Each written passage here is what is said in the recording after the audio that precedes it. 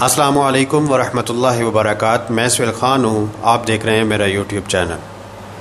ناظرین، آج ہم نے دیکھنا ہے کہ اپنی اصلاح کے لیے وہ کون سی چند ایسی چیزیں ہیں جنہیں اپنا کر ہم ہمیشہ کے لیے درست سمت رہنے کی کوشش کر سکتے ہیں۔ کامیابی صرف اپنی اصلاح سے ملتی ہے۔ اس دنیا میں کوئی بھی انسان دوسروں کے کندھے پر کھڑا ہو کر بلند نہیں ہو سکتا، بلکہ بلندی صرف اپنے پاؤں پر کھڑے ہونے سے ہی حاصل کی جا سکتی ہے۔ کسی عقل مند نے بڑی خوبصورت بات کی ہے کہ اس دنیا میں ایک ہی انسان ہے جو آپ کو کامیاب کر سکتا ہے، اور وہ ایک انسان تم خود ہو۔ اس دنیا میں مشکل ترین کاموں میں ایک کام اپنی اصلاح کرنا ہے، بلکہ اگر یوں کہا جائے تو بجا نہ ہوگا کہ فتنوں کے اس دور میں مشکل ترین کام اپنے آپ کو درست سمت رکھنا ہے۔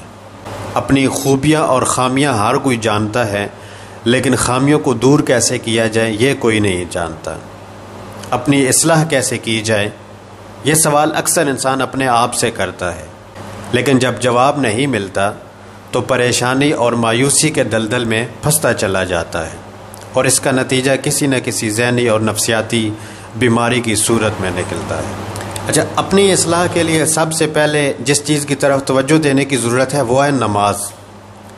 اگر آپ نماز پابندی سے ادا نہیں کرتے تو نماز کو پابندی سے ادا کرنے کی کوشش کیجیے، کیونکہ یہ ہر صاحب ایمان پر وقت کی پابندی کے ساتھ فرض ہے۔ اور دوسری اہم چیز ہے نماز کا ترجمہ۔ اگر آپ کو نماز کا ترجمہ یاد نہیں ہے تو ترجیح بنیادوں پر اس کو یاد کرنے کی کوشش کیجیے، کیونکہ نماز پڑھتے ہوئے اگر لاشعوری میں نماز کو سمجھ کر نہ پڑھا جائے تو اس کے بغیر نماز کی اصل روح کو سمجھا نہیں جا سکتا، اور نہ ہی تعلق باللہ قائم کیا جا سکتا ہے۔ یہی وجہ ہے کہ ہم نماز پڑھ کر بھی ہلکا پھلکا محسوس کرنے کے بجائے بوجھل محسوس کرتے ہیں۔ رب تعالیٰ قرآن مجید میں ارشاد فرماتے ہیں کہ بے شک نماز بے حیائی اور برے کاموں سے روکتی ہے۔ اس آیے کی روشنی میں ہم سب کو محاسبہ کرنے کی ضرورت ہے۔ کیا واقعی ہماری نماز ایسی ہے جو ہمیں بے حیائی اور برے کاموں سے روکتی ہے؟ اپنی اصلاح کے لیے جو دوسری اہم چیز ہے وہ ہے دعا۔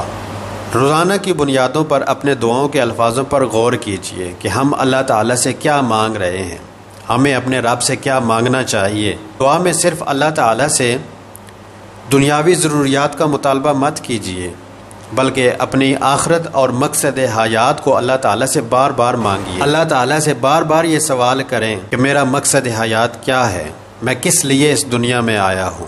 یہ دعا آپ کو مقصد حیات کی طرف توجہ دلائے گی، اور اللہ تعالیٰ آپ کے لیے راستہ نکالیں گے۔